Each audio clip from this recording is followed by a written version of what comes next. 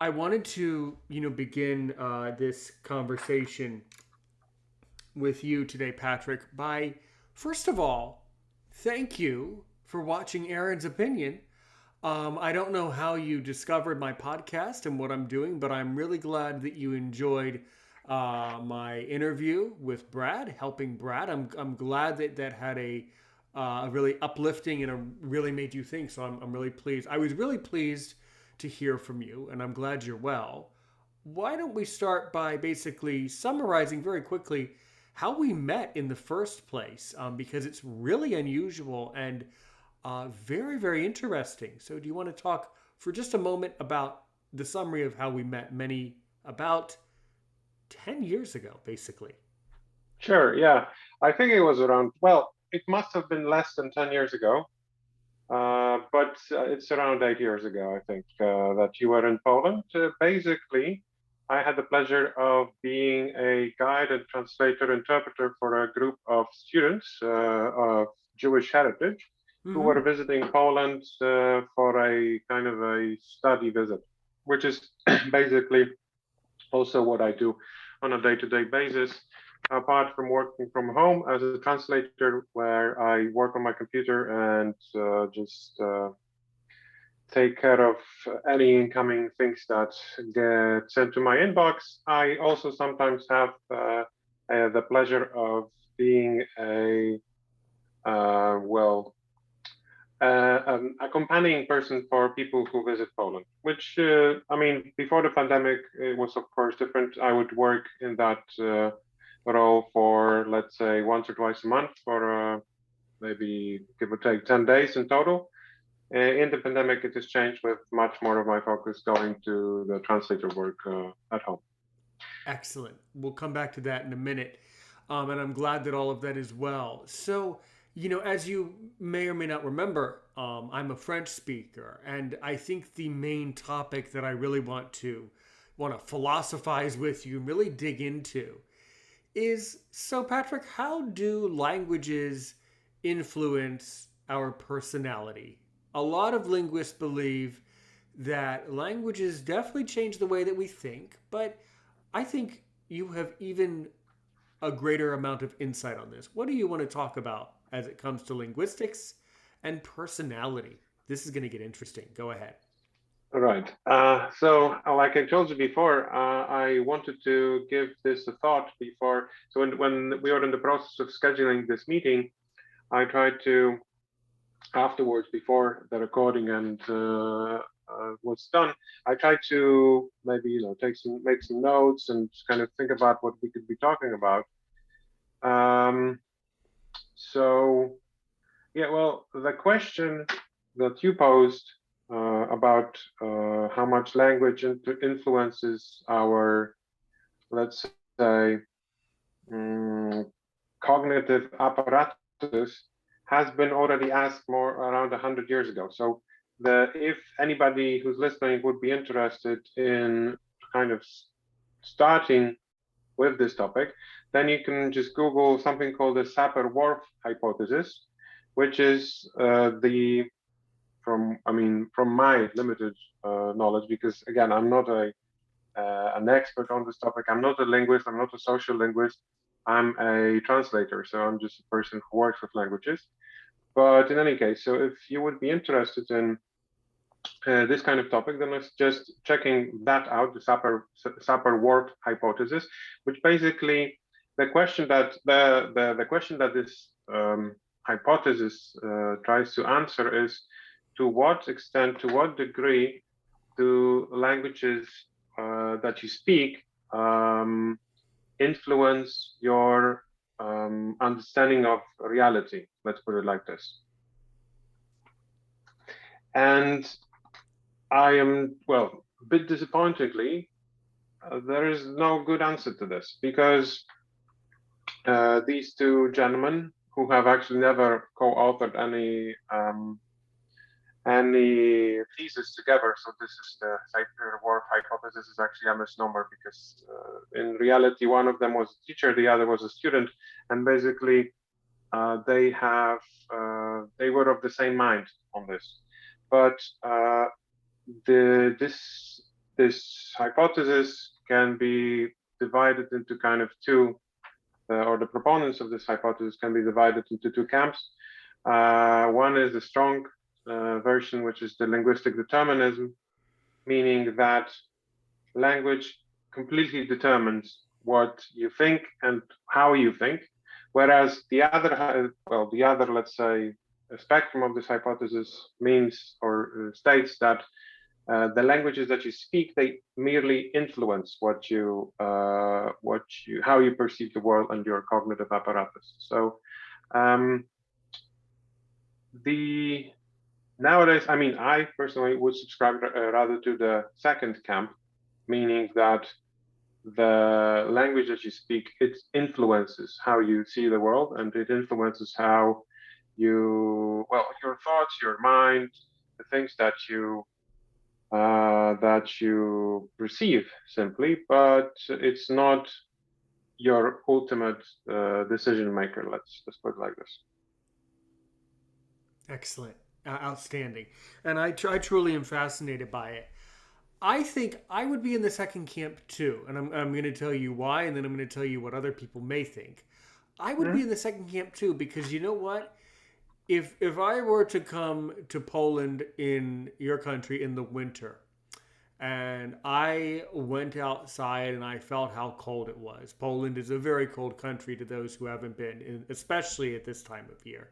Yeah. And I went outside without my gloves on my hands, and I went like this, and I would still say, whew, it's cold. Or in my second language, French, whew, il fait froid. But still, I would still have the feeling, the intellectual feeling that it's cold. So my perception of it is that people are the same everywhere. Is that our spirituality and cognitive awareness is the same anywhere. If you're cold, you're cold. You can be cold, il fait froid. There's a lot of ways of saying it, but still you have that physical feeling and then that emotion. Okay, since I feel cold, I need to put on some gloves, drink a hot coffee, go warm up by the fire, something like that. Linguists, I believe, on the other hand, would say the opposite. They would go with the first camp of, as you call it, linguistic determinism, I believe, where you would say, no, actually, people think differently from language to language. And the argument is that syntax and grammar and these building blocks of languages are different from English to Polish to French and that type of thing. The answer is probably both are true, and probably both influence the linguistic personality of the individual. So in the end, I think it's the individual, but both camps are probably at work all at once, But I don't know. I somewhat agree with what you're saying. That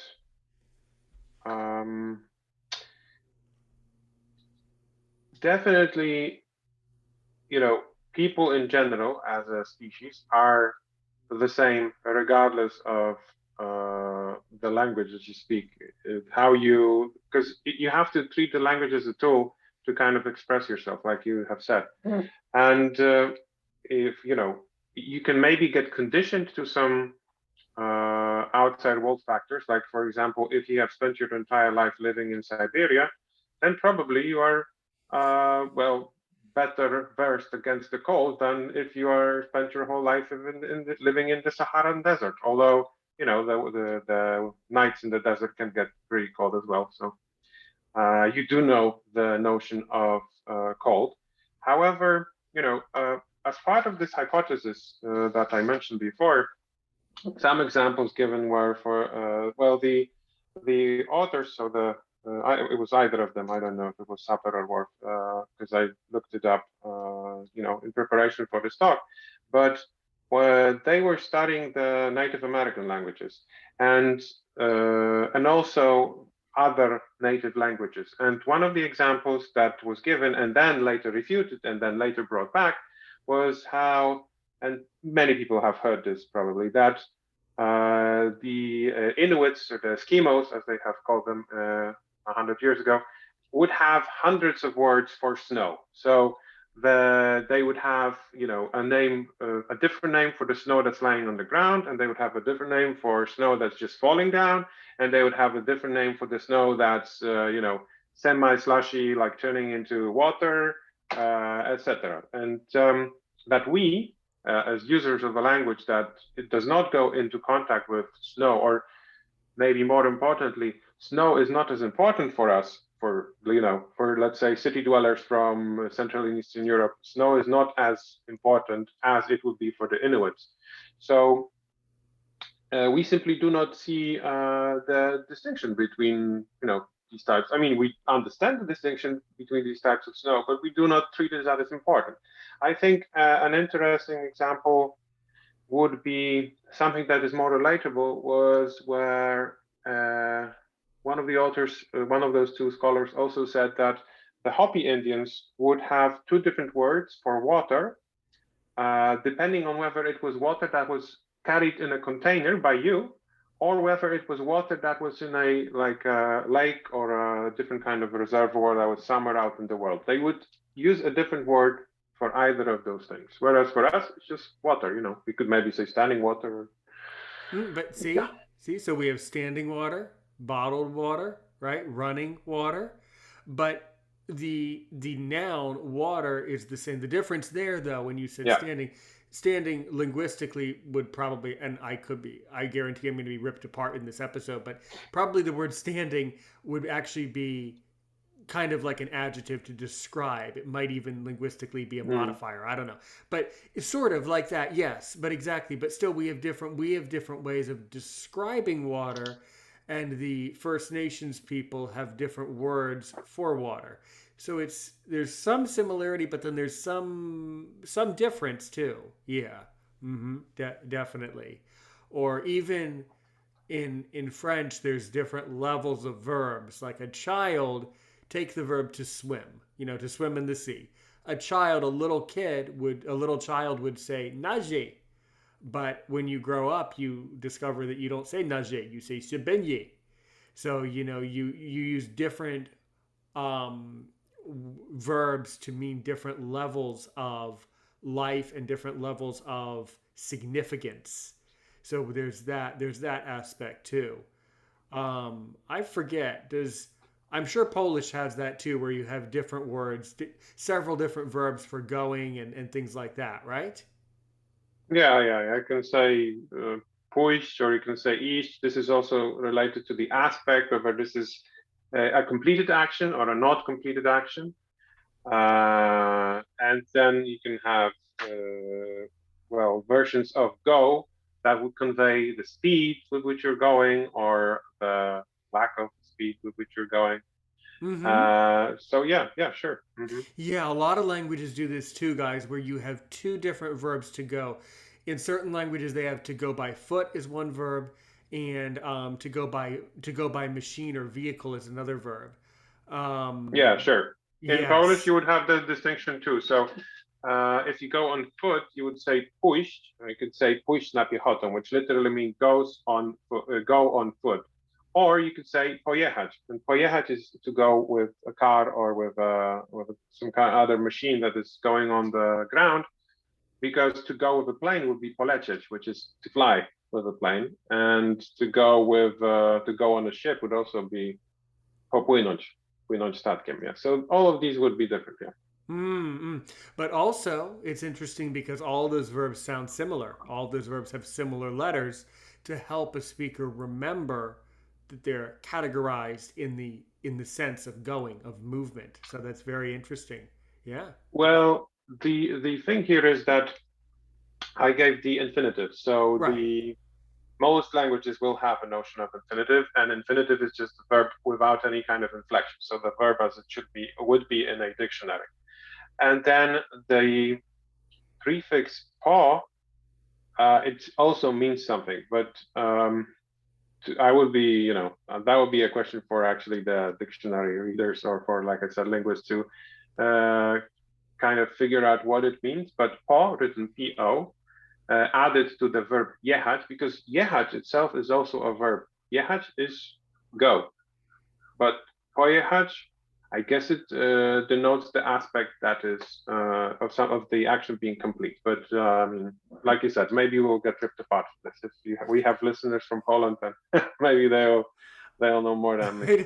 I don't know. I don't know. Well, that's why I'm so appreciative of you to come here and have the conversation, because these are the types of episodes that really the world needs to learn. The world needs to learn from you, and I'm so pleased to help you to give this knowledge that a lot of people are interested in this. And yeah, yeah.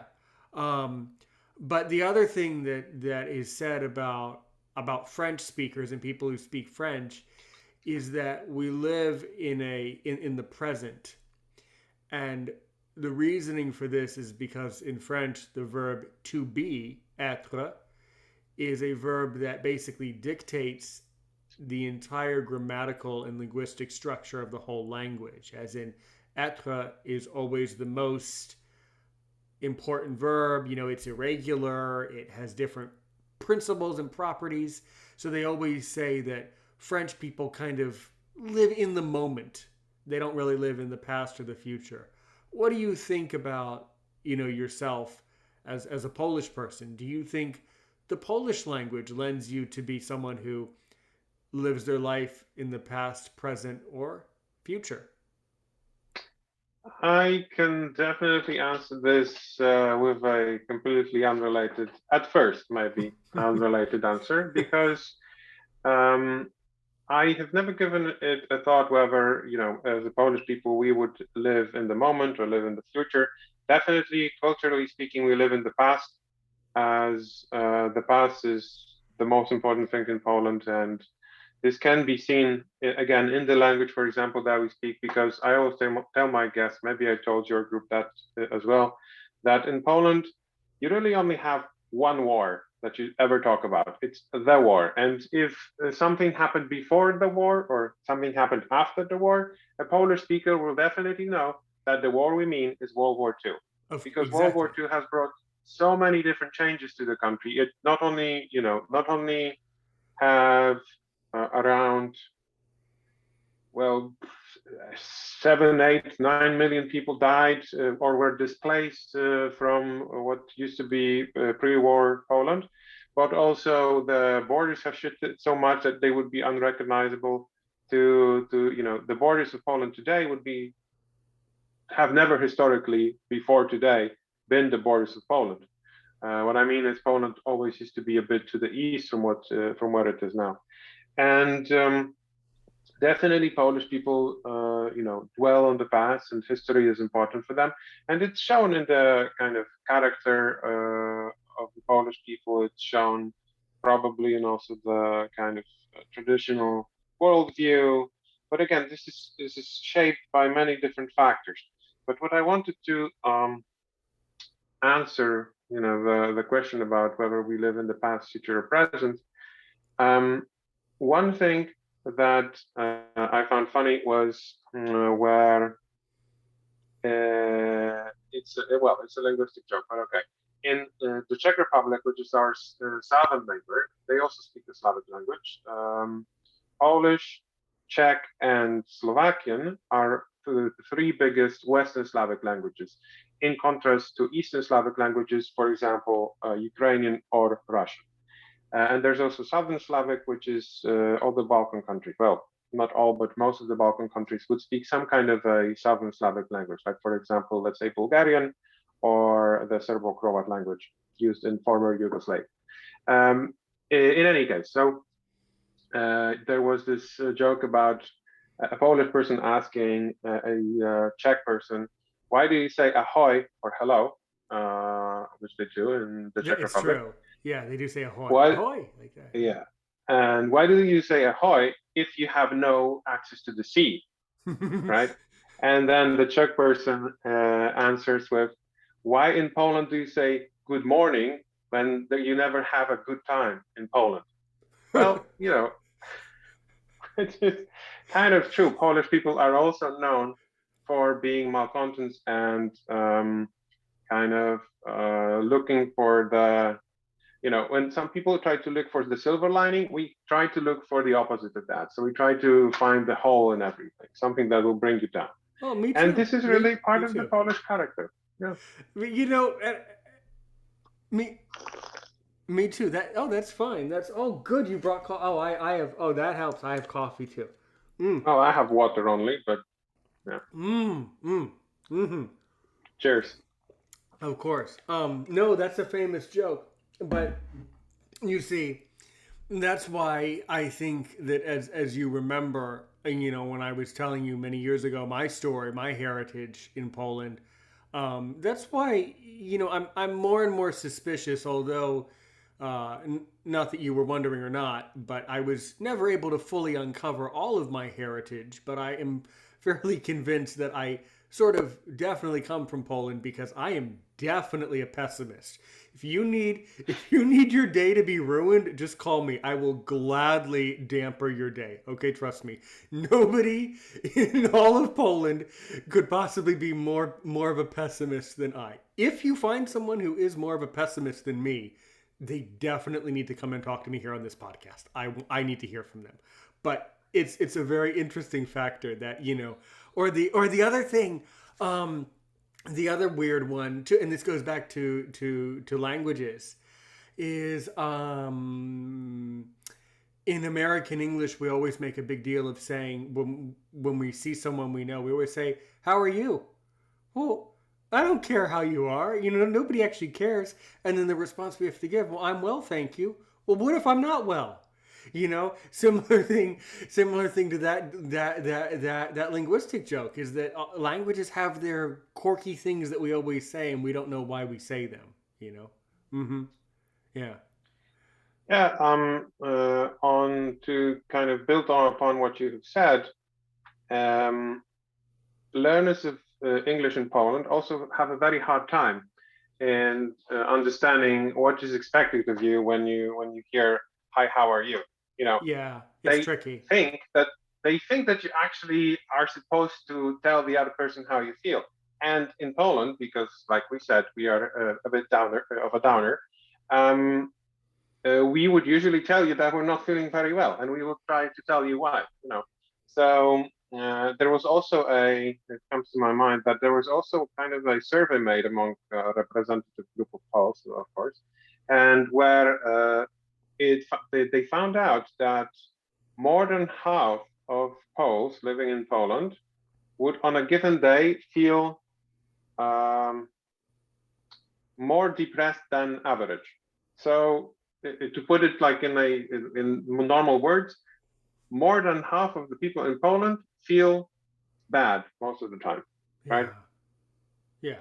And I I would don't know. say that, and that has probably, I'm not, I mean, you're right. That doesn't surprise me, Patrick. That could be, I think a significant factor is the society, the global society we live in now with the pandemic and people being stuck at home more and the different social problems. I mean, you're right.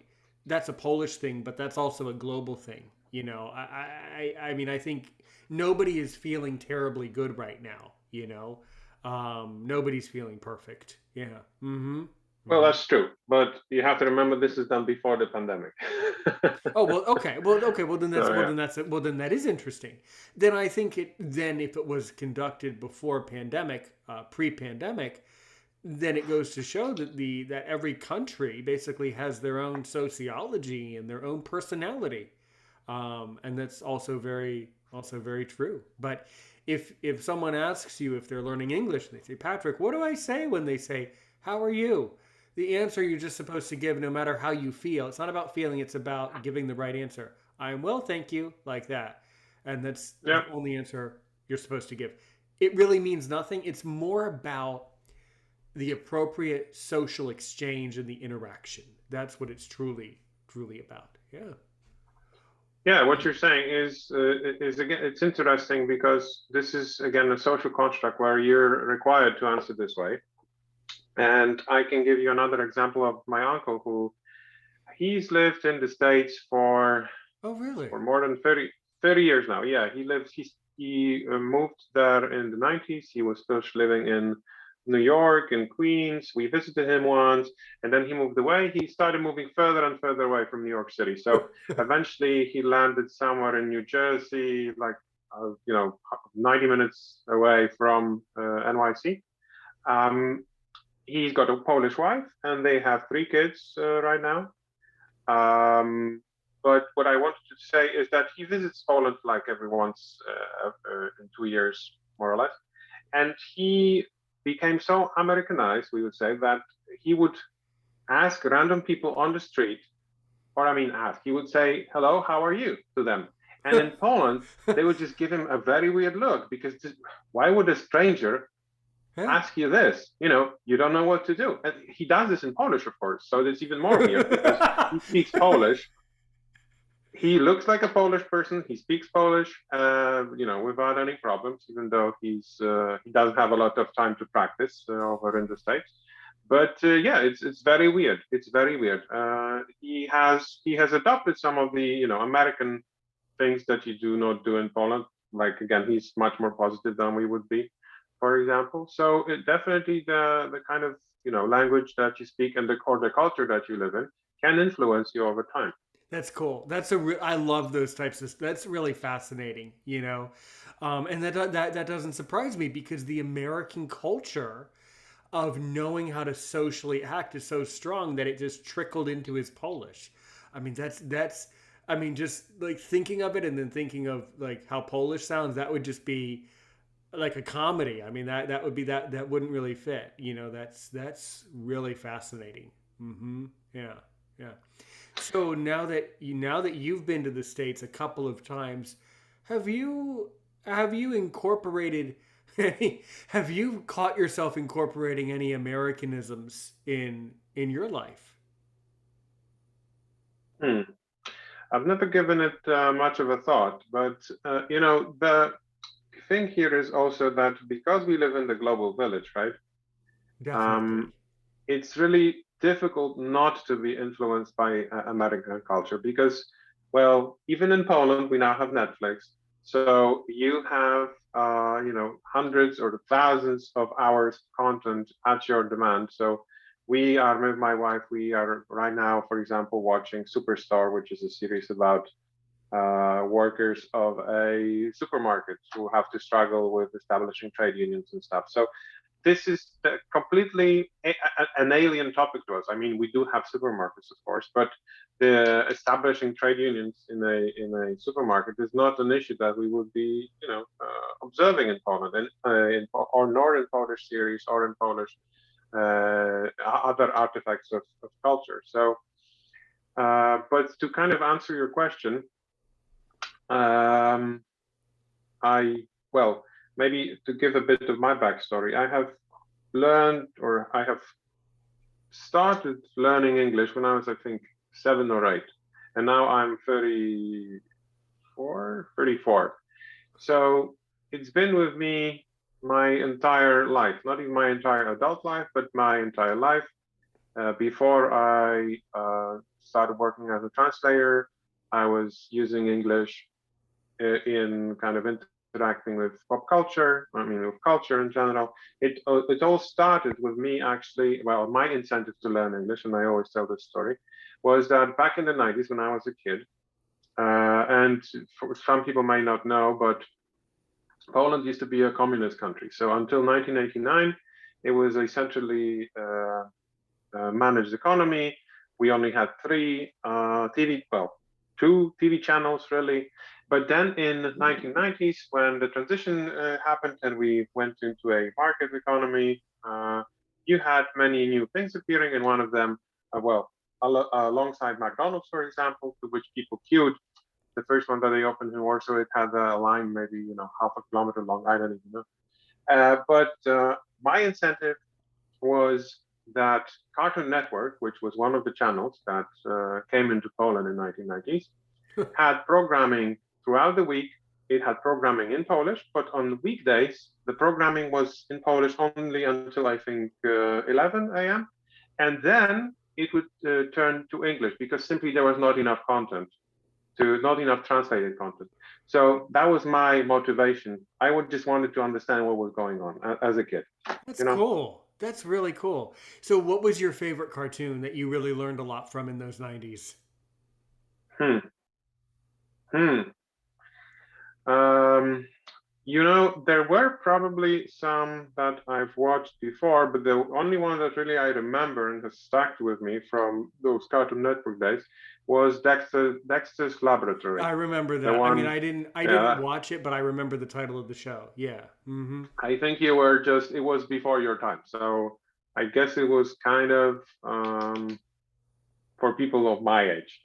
And then maybe there was something else already that you would be watching, or people of your age would be watching. And yeah, but I definitely remember it as being kind of quirky but interesting, and at the same time entertaining. So yeah, No, because I'm 30 years old and I didn't realize we were that close in age, actually. That's interesting. I was neither born did in I. 90. That's it. That's really weird. That's really strange because when I met you before, of course I'm being a bit too honest. I'm being overly honest, but as a university student, I was incredibly immature, which made me seem much younger. But even still, I thought you were 7 to 10 years older than me. That's interesting. That's a surprise. No, I think that a lot of these cartoons I just was never into, but I remember the name Mm. Dexter's Laboratory. Yeah. Mm-hmm. Yeah. So what about nowadays though? Nowadays, do they have a lot more Polish animations and a lot more Polish cartoons? Yeah, definitely. So Poland is a very big market when it comes to localization, and there's because in Poland you have 40 million people who live in Poland right now. Well, more or less. And there's an additional maybe 20 million, maybe even more, of people who speak some Polish around the world, although your main market is Polish. So if you're a company looking to localize, translate some of your stuff into Polish, your main market is Poland. There's only pockets of Polish speakers around the world. There's a pocket, for example, of Polish speakers in Chicago, in the States, but there's also a pocket of Polish speakers in Lithuania. Um, Nowadays, there's actually a significant minority in the UK, well, in Great Britain, and then also in the Republic of Ireland. After Poland had joined the European Union in 2004, you had a big movement of people going there, and uh, yeah, well, there's no really official estimates, but there's at least around a million Polish people on the British Isles. So yeah, there's definitely a lot of content. You can see a lot of movies, especially. So Poland has a quirk where also we on the regular TV, and a lot of people are also well, it's very weird for them when they come and they turn on the TV in the hotel, is that in Poland we do not really dub like they do in Germany. Well, I mean we do dub, but big productions, like for example Shrek, that would go onto the big screen in the cinema, would be completely dubbed. But other movies in the cinema would only receive subtitles, regardless of how famous they would be, unless they're movies for children. Then they will be dubbed.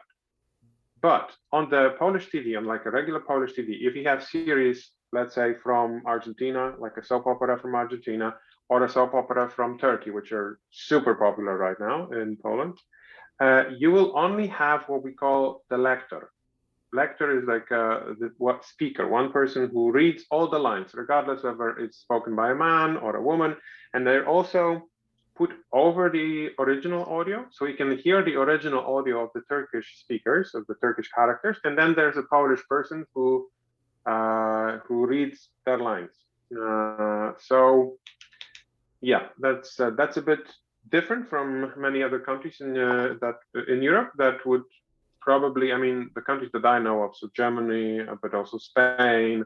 I assume France is the same. Well, you can confirm or deny, but most of the countries would dub all their media in the local TV. Yeah, I don't know. I mean, when I go to France, I don't watch a whole lot of movies or TV, so it's never occurred to me. I haven't really noticed one way or the other, but I think that yeah, in France they would definitely do a lot of dubbing, but that concept of the lector, I don't know, like that could add a lot to this. That could add a lot of flavor depending on who the lector's voice is. But I mean, as you know better than I, when you're interpreting for someone else for a guest, the guests will remember your voice. They won't remember the native speaker's voice.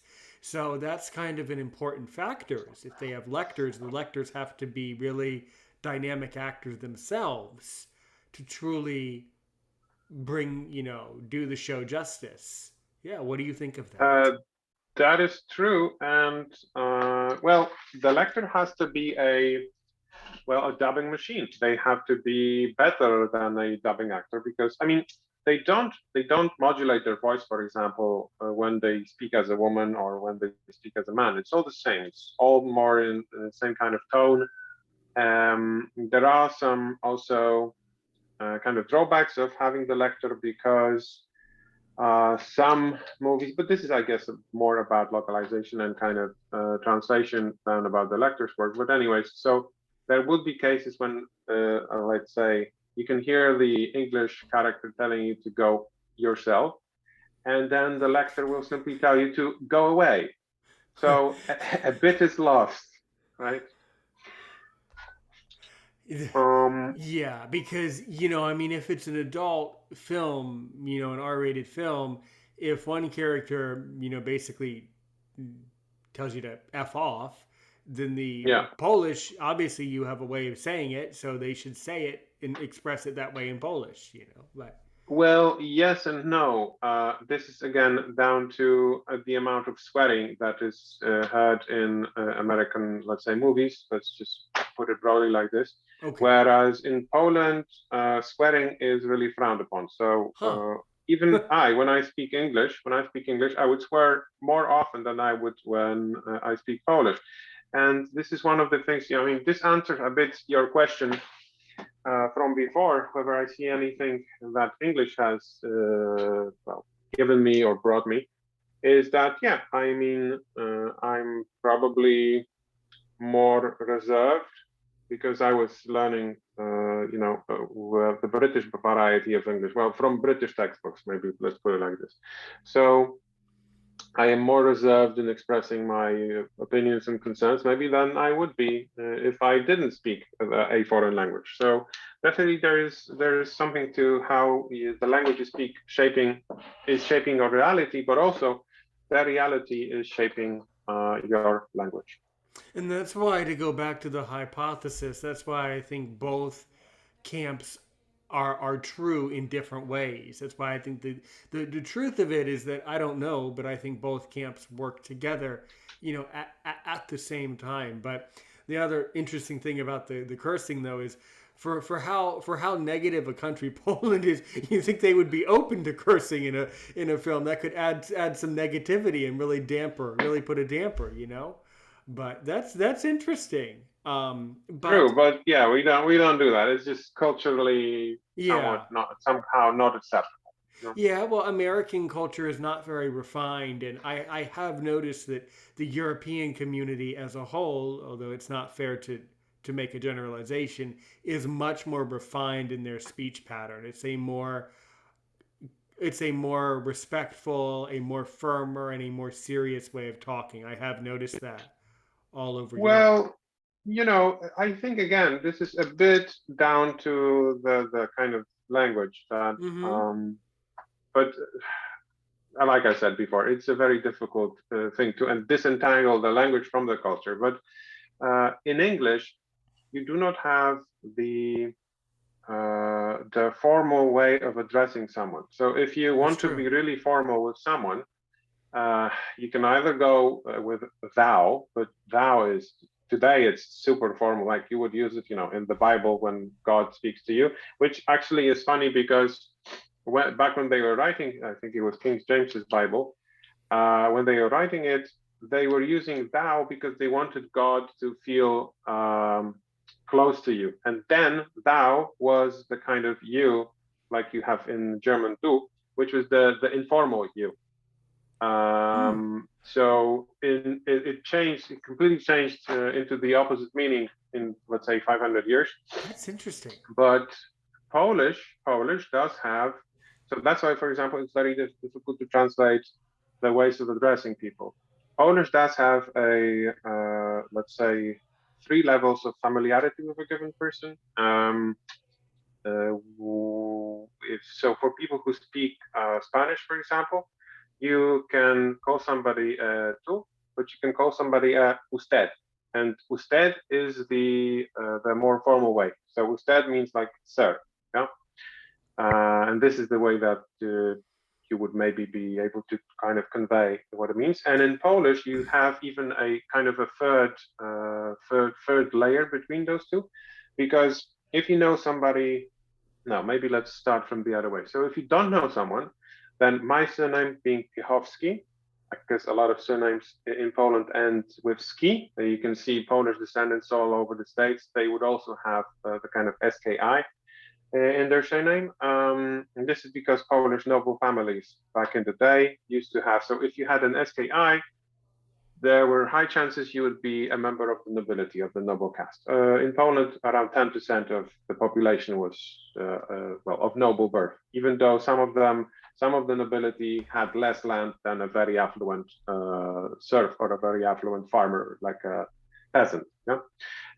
In any way, so you have the if you don't know someone and you want to be very formal in a kind of they're unknown to you completely, you would say Pan Piechowski, which means Mr. Piechowski.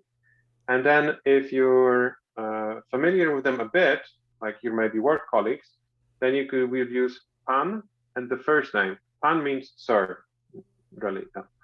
So then you would say Pan Patrycjusz, which is my first name, Patrycjusz, like Patricio from ancient Rome. So Pan Patrycjusz would be a kind of a more, you're closer to the person, but you're still not good friends. So I would use this form of address with people from, let's say, from the place that I work. So maybe with people from the Ministry of Foreign Affairs that I work with that I don't know very well, but I do know them by face, and I met with them, let's say 2,000 of times. And then with friends, you will drop the pan entirely, so there will be no sir. If you talk about hello, so there will be no sir. You will just be Patrycjusz. Right, right. Yeah, French is the same way. We don't have the third one, but we have two for the informal and the vous. Yeah, how are you? Formally, if I don't know you, comment allez-vous? Like that.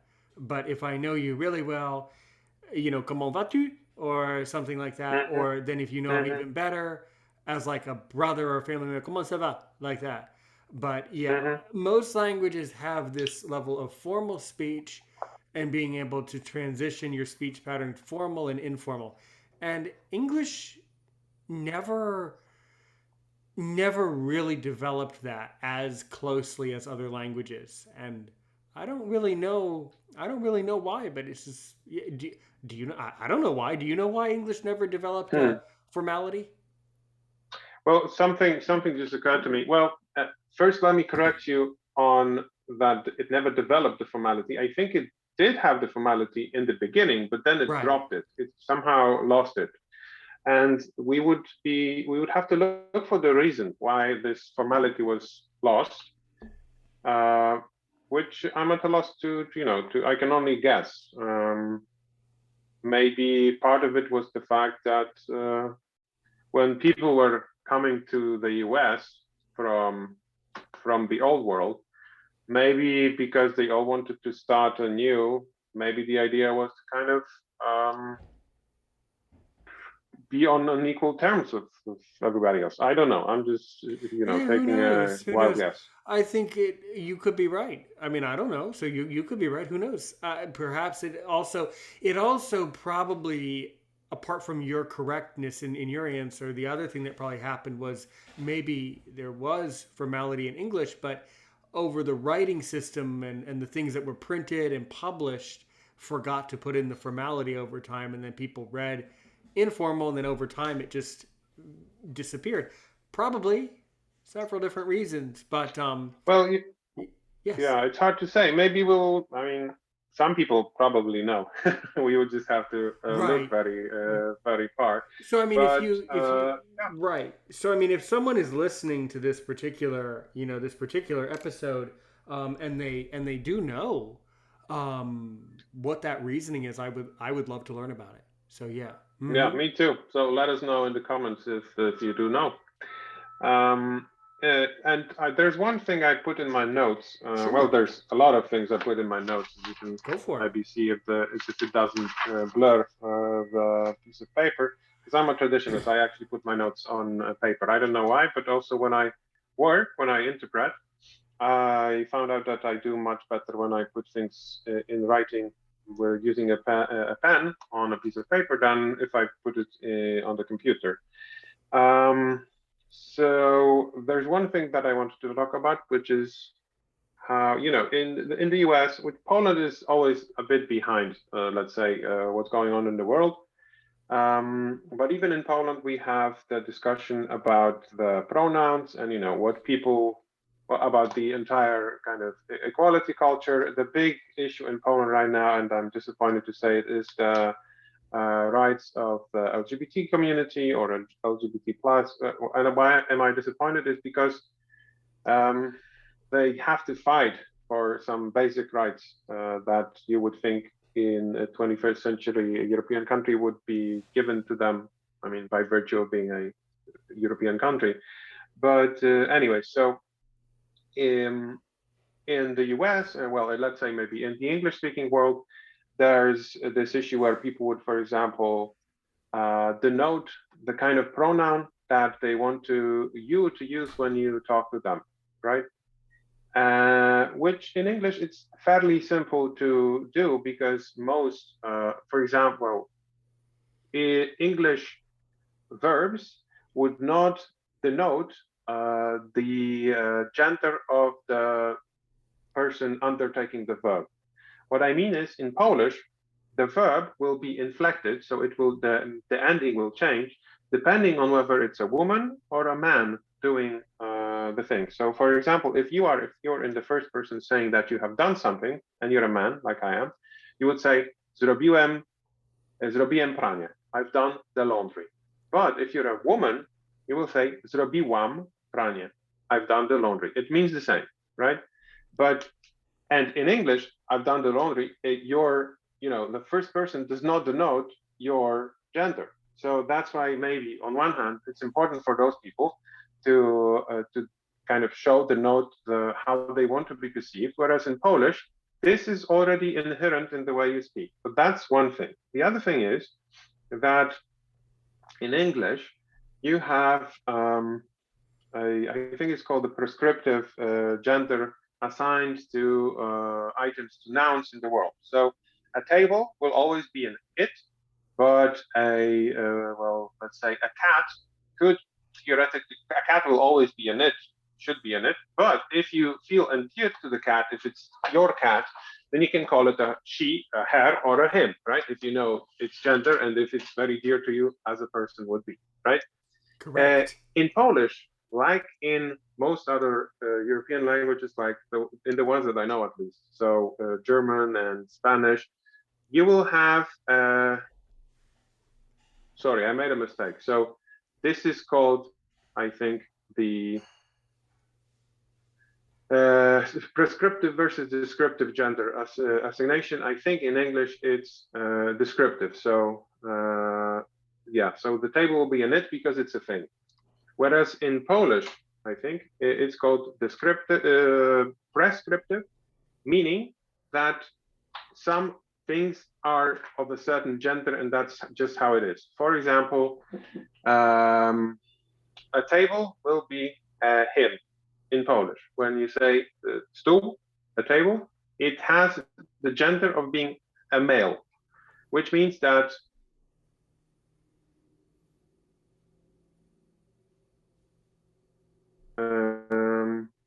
in set differently than you would have for something that is female, like a lamp. Lampa is a she. It's a female noun. And also you have, like in, for example, in German, you have the third, which is a neutral gender, which is the it. Yeah. But so just to cut this long story a bit short, the discussion about you cannot shape no, maybe put it differently. It's very difficult to bring over solutions that you have used, for example, in addressing non-binary people in English to a language like Polish, which from its very nature constructs differently its verbs and yeah, it assigns gender differently. That's what I wanted to say. There are, however, artifacts of well, a prescriptive gender, I assume, in English, because if well, in English, the deaf is a he, right? It's not an it. Correct me if I'm wrong here. Oh, what a Deaf. bed? No, a deaf. So the reaper, like the person, well, the well, difficult to say, but the humanization of deaf. So deaf is him, right? Well, as in the concept of dying, passing away. Yeah, yeah. Oh, that word. Okay, I couldn't quite understand what you meant there. Yes, I mean, no, it depends on the person because if a woman Right. if a No, no, woman it's not dies, what I mean. yeah, That's what I mean. What? Let me maybe put it differently because I'm also having trouble expressing what I mean. If you look at depictions of death in, let's say, art, for example, right? correct. It will be a male, Yes, got it, got you. It would be. right? You're right. And that's also how. Oh, maybe something that's more closer to more people. A ship in English, like a sea ship, would be a she, right? Correct. Because it's explained how this is an endearing term, and you know the sailors would refer to the ship as she because of some reasons. But I'm not sure if that's the case here, but I think it might be again a relic of the prescriptive gender assignment. Like I said, deaf would be another one, and more. I think also the moon has uh, a gender. Well, yeah, Luna, like because of some historical reasons. But it's we're just I think I'm getting a bit off track here. So That but is maybe let's fine. cut this short. Well, you're very right. And I mean, in French, I always view things as gender. But I think the point that Patrick that you were trying to make as we start to wrap up the episode is that it becomes very difficult when languages have different ways of expressing things, whether you're a man or a woman, and these different genders really influence the way the language is spoken. So in some regards, it would be a lot more difficult for, as you said, that community, the LGBTQ community to be able to express themselves comfortably when in fact they know what gender they are, and then they're confused by the linguistic barrier of gender. So I mean, I'm not an expert about it, but if anyone from the audience can relate to what we're saying, I think it's an absolutely a really fascinating thing. But I mean, in my language, in French, there's a window in front of me, la fenêtre, and then behind me, on the other side of the room, my bed, le lit, mon lit, like that. So I always view the bed as masculine and the window as a girl, la fenêtre, or la lune, the moon. Also, the other way, le soleil, the sun. So the sun is a man and the moon is the woman. But for people who've never studied other languages and they only speak American English, they don't associate gender behind the objects. So it's Right. Yeah. it's But so incredibly the thing is, fascinating. Yeah.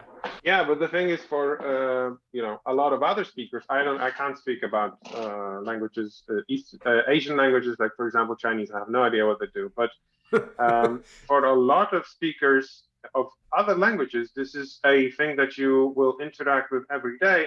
And that's why, for example, maybe to wrap it up, because you said you want to finish soon, and we still have a lot of stuff to cover, so maybe we'll have to meet a second time. Of But course. one of the things that I have dabbled with is video game localization, and there is several pitfalls here from, for example, not knowing whether the character speaking is male or female. This already creates some errors because if you're localizing into Polish and you don't know, you have to choose, you have to take a guess. So it's, 50-50. It's either a man or a woman. You will just go with either version of the inflected verbs. It helps if, the developer gives you some kind of prior information about, let's say, the speakers or things like that. But also there is another issue where, the pop culture is trying to also spotlight some of these issues, like we mentioned, the LGBTQ things. And I read about a game called Hades that I also played, which is a very enjoyable game set in a kind of reinvented ancient Greece, where if you are interested in this kind of thing, then I can definitely recommend it. For the topic, if you would have to check whether the gameplay itself is of interest to you, because it's a kind of arcadey game with a lot of action going on. But there is a very interesting story about Hades and the god himself, but also his son and all the characters that live there. However, there was one, without spoiling too much, there is one character in Hades that is non-binary. It's Chaos, which is the ancient god, one of the ancient gods of creation, and it changes its pronouns that it uses to refer to itself at whim. It's neither male or female. It's I guess it doesn't have an assigned gender, and it created quite of a problem on one hand for the Polish translators of the game, because, well, what can they do if in Polish you simply, if you just started changing the gender of the speaker from one sentence to the other, it would be seen as an error, and it would not make a lot of sense. But you do want to somehow convey this issue, right? Because otherwise, it can get lost in translation. And this was actually the thing that they chose, I think, for the first translation, which is to say, just simply ignored it and they made chaos, masculine. But you have to, like I said, you should, as an interpreter, as a translator, you should try to find a solution to this problem. Which, just to wrap this up, I think eventually they changed the translation and they based it on a literary translation that a Polish author of science fiction has done to introduce, I think, non-binary people in his kind of cyberpunk world. So there is a way to do that, but it sounds very alien to Polish ears, to the ears of a Polish native speaker also. Patrick, you know what? I never thought that we would end on that. Absolutely. That is very fascinating to me, especially because I don't play video games.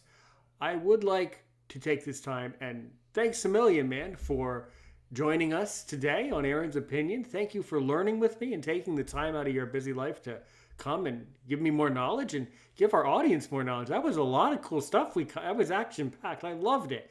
And as you know, I end every episode the same way by saying thank you for coming, but if you can ask me only one more question to really make me sweat to see if I'm worth my salt as a podcaster, what do you really want to know about me? Well, I haven't really given it a thought as what I could do to make you sweat, but maybe. You mentioned in the beginning, I didn't ever answer actually how I found your podcast and how I stumbled upon that story of Brad. Actually, it was very simple. I just saw it and posted on Facebook. But since we took a trip down the memory lane, maybe you can tell me about what do you remember about Poland, or what has stuck with you from your trip to Poland 8 years ago? I could not have asked for a more kinder ending. That was really. I love the way that you go about the conversation. What really stuck with me, Patrick, is how much you enjoyed interacting with me. How kind you were in dealing with my personality. My dog Nani, as you remember her, the black dog, you remember that, I do. yeah. So I think, not to toot my own horn, but I think I'm kind of a memory. So really, what my memory of Poland was a wonderful nation of kind people who are entertaining and positive to be around, but they're pretty negative about everything else. But as far as me, I enjoyed every day, and that's why when you commented on the video, I remembered who you were instantly. So thank you so much, and I just remember only positive things and how much I learned about my heritage and how much more Mm. appreciative I am of you now that I'm, educated, I work, I'm a teacher, I content create. So now I can really, now I can really say thank you. Now I can really say dziękuję, But You're of proszę course, bardzo. You're welcome. You're yes, welcome. of course. And yeah, I just want you to know you're always welcome here on Aaron's Opinion. And I would like to end here as you would say, goodbye, do widzenia, as we say Do in widzenia. French. In French, au revoir. And as we say here on Aaron's Opinion, help one person today, help a million people tomorrow. Stay safe, everybody. Take care, and we'll talk to you next time.